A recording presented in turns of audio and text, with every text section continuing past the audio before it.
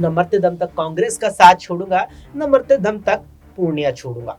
ये बात कह दी थी पप्पू यादव ने अपनी पार्टी का कांग्रेस में विलय करते वक्त, और उनके उस बयान से ये साफ हो गया था कि उन्होंने केवल पूर्णिया के लिए कांग्रेस का रुख किया है। ये कहीं ना कहीं मन बना करके कि इंडिया गठबंधन के प्रत्याशी वो बन जाएंगे पूर्णिया से अगर कांग्रेस में अपनी पार्टी का विलय कर दे। विलय तो कर दिया, लेकिन तुरंत ही लालू प्रसाद यादव ने बड़ी पटकनी दे दी इस रूप में कि पहले तो पूर्णिया सीट राजद के खाते में चली गई और उसके बाद यहाँ पर बीमा भारती को अपना प्रत्याशी घोषित कर दिया। लेकिन उसके बाद भी पप्पू यादव पूर्णिया को लेकर अड़िग रहे और बीती 4 अप्रैल को निर्दलीय उम्मीदवार के तौर पर अपना नामांकन दाखिल कर दिया।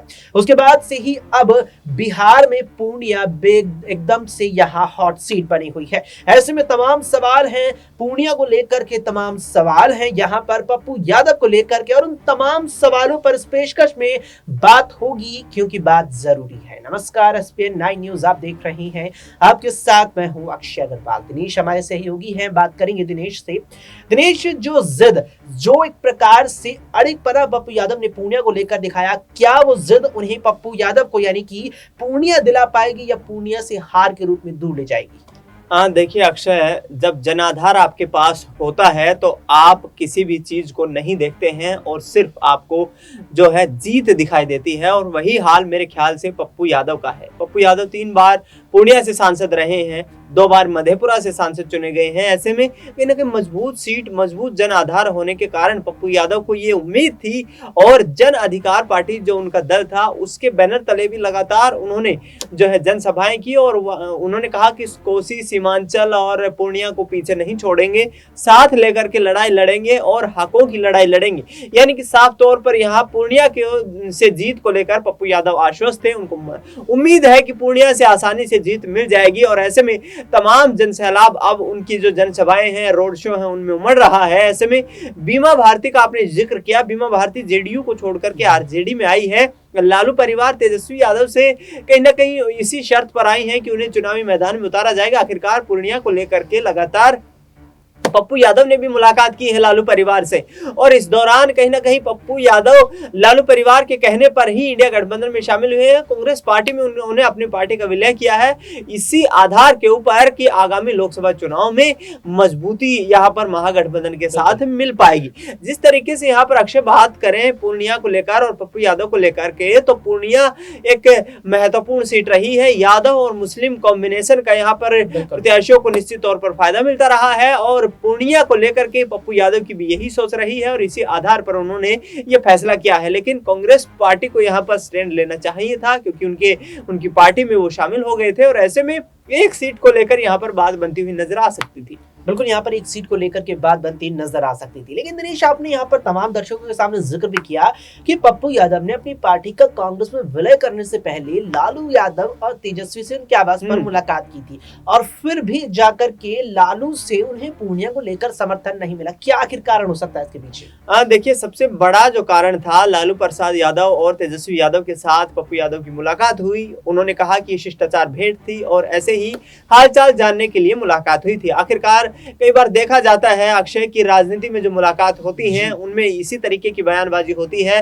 और उसका परिणाम कुछ अलग निकलता है। बहरहाल फिलहाल देखा जाए तो जो स्थिति बनी हुई है पूर्णिया को लेकर के, पप्पू यादव ने जब अपनी पार्टी का विलय कांग्रेस पार्टी में किया था तो उस दौरान उन्होंने कहा था कि कोई डिमांड नहीं रखी है, यानी कि सीट को लेकर किसी तरीके की कोई डिमांड उन्होंने नहीं रखी थी। और मेरे ख्याल से यही बात कहीं ना कहीं तेजस्वी यादव ने बीमा भारती को आश्वस्त कर दिया था जिस वक्त उन्होंने पार्टी में शामिल करवाया था। उन्होंने अब पिछले दिनों जिस तरीके से विधानसभा सदस्यता से इस्तीफा भी दे दिया है, तो यही चीज थी कि पप्पू यादव ने किसी तरीके की कोई डिमांड नहीं रखी थी, जबकि बीमा भारती लोकसभा सीट की मांग करके आरजेडी में शामिल हुई थी।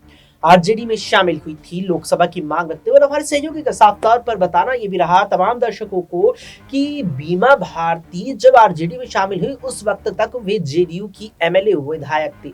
ऐसे में दिनेश, मेरा आखिरी सवाल आपसे ये रहेगा कि जेडीयू के विधायक को आते ही अपनी पार्टी में आरजेडी ने, राजद ने लोकसभा सीट सौंप दी। ऐसे में लालू प्रसाद यादव नीतीश की पार्टी से विधायक को लोकसभा सीट देकर के क्या संदेश नीतीश कुमार को देना चाहते होंगे? देखिए अक्षय, पिछले दिनों जब मैनिफेस्टो यहाँ पर जारी किया जाता है आरजेडी की तरफ से, तो तेजस्वी यादव ये कहते हैं कि हम महज 4 कदम सत्ता से दूर रहे हैं। यानी कि साफ तौर पर निशाना सीएम की कुर्सी पर था और सरकार बनाने को लेकर था। लेकिन अब जो बीमा भारती यहाँ पर आई है, कहीं ना कहीं आरजेडी को मजबूती देंगी, मजबूत नेत्री के रूप में, चर्चित चेहरे के रूप में जानी जाती रही है बिहार की राजनीति में। और नीतीश कुमार का ग्राफ जो 2015 से लेकर 2022 2024 के आते आते जो डाउनफॉल आया है उनके राजनीतिक करियर में, उनकी पार्टी के यहाँ पर जो कम प्रत्याशी मैदान में जीत करके आते हैं, हालांकि मुख्यमंत्री लगातार बनते रहे हैं, लेकिन आप देखेंगे तो अक्षय 2015 में जो स्थिति यहाँ पर जेडीयू की थी वो लगातार नीचे गिरती हुई नजर आई है, घटती हुई नजर आ रही है। और फिलहाल जिस तरीके से 1 करोड़ रोजगार का जो वायदा करते हुए तेजस्वी यादव नजर आ रहे हैं, कहीं ना कहीं अपना जो 17 महीने का जो कार्यकाल था नीतीश कुमार के साथ मिलकर के, उस कार्यकाल का जिक्र करते हुए नजर आ रहे हैं। और जाहिर तौर पर इसका मतलब यही है कि कहीं ना कहीं कोशिशें ये की जा रही हैं कि 2015 में जिस तरीके से एक साथ फिर से सरकार बनाई थी, उसके बाद 2020 में अलग हो गए थे, फिर सरकार बनाई 2022 में आकर के, और अब 2025 में फिर से लोकसभा विधानसभा के चुनाव होने हैं बिहार में। तो ऐसे में कहीं ना कहीं जिस तरीके से नीतीश कुमार की जो पिछले दिनों जुबान फिसली है कि हम 4,000 सीटें मोदी सरकार को दिलवाएंगे, तो कहीं ना कहीं जिस तरीके से जुबान फिसलती नजर आ रही है, तेजस्वी यादव को हो सकता है कि उनके पैर भी फिसलते हुए नजर आए और एक बार फिर से वो आरजेडी में शामिल हो जाए। बिल्कुल, यहाँ पर आरजेडी में शामिल हो जाए। हमारे सहयोगी ने साफ तौर पर जिक्र किया 2015 के चुनावों का। बताते चले तमाम दर्शकों को कि 2013 में जब भारतीय जनता पार्टी ने उस वक्त के 2014 के आम चुनावों के लिए तत्कालीन गुजरात के मुख्यमंत्री नरेंद्र मोदी को प्रधानमंत्री पद के लिए अपना उम्मीदवार बनाया था, उस वक्त नीतीश कुमार ने नाराज होकर 2013 में ही एनडीए से अपना नाता अलग कर लिया था और महागठबंधन का दामन थाम लिया था। जिसके बाद उन्होंने 2014 के लोकसभा चुनाव और फिर उसके बाद 2015 के राज्य के विधानसभा चुनाव अकेले अपने दम पर तो नहीं कह सकते, लेकिन यहां पर आरजेडी के साथ लड़े। लेकिन लोकसभा चुनावों में नीतीश कुमार का प्रदर्शन आरजेडी के साथ बेहद खराब रहा था, जबकि बात की जाए यहां लोकसभा चुनावों से इतर हट के विधानसभा की जो 2015 में हुए, वहां वो आरजेडी के साथ बेहतर प्रदर्शन करने में कामयाब रहे थे।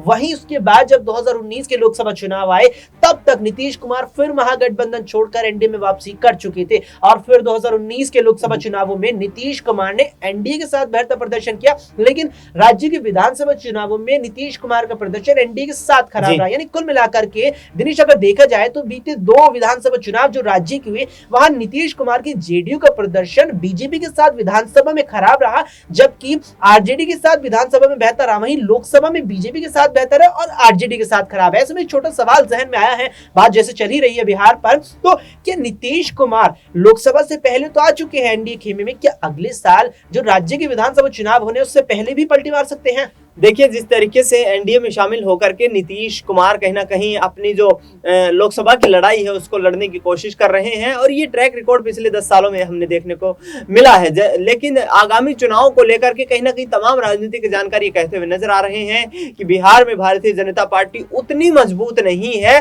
जितनी कि अकेले दम पर सरकार बना ले। और नीतीश कुमार बखूबी जानते हैं, जिस तरीके से पिछले दिन उन्होंने आरोप लगाए भाजपा नेताओं पर कि संगठन को खतरा है, संगठन को खत्म करने की साजिश रची जा रही है, और इसी आधार पर लोकसभा चुनाव में अब कहीं ना कहीं बीजेपी के साथ मिलकर के चुनाव लड़ करके और बीजेपी को टाटा बाय बाय बोल करके 2025 में फिर से वो आरजेडी के साथ मिलकर सरकार बना सकते हैं। बिल्कुल, यहाँ पर आरजेडी के साथ मिलकर के सरकार बना सकते हैं। अब देखना होगा क्या कुछ बिहार में इन लोकसभा चुनावों में होता है और अगले साल होने वाले राज्य के विधानसभा चुनावों में भी होता नजर आता है। फिलहाल के लिए इस पेशकश में इतना ही। देश और दुनिया की तमाम खबरों के लिए आप देखते रहें SPN 9 न्यूज।